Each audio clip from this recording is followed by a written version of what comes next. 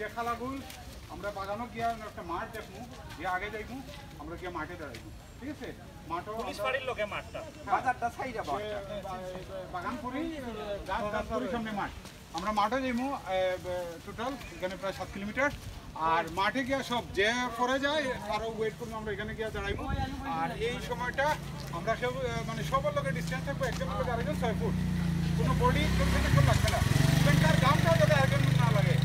আর এটাই ডিস্টেন্সটা মেনটেন করতে বা কোনো কিছু স্পর্শ করা যেত না ঠিক আছে আমরা তাহলে আমরা শুরু করবো এখান থেকে আর সবাইকে ধন্যবাদ যারা আজকে নতুন জয়েন করছে আমরা ক্ল্যাপ দিই দাদা নিজ উদ্যোগে এটা হলো রানিংয়ের স্পিরিট যে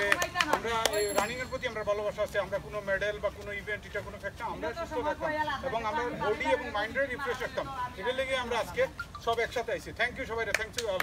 ওকে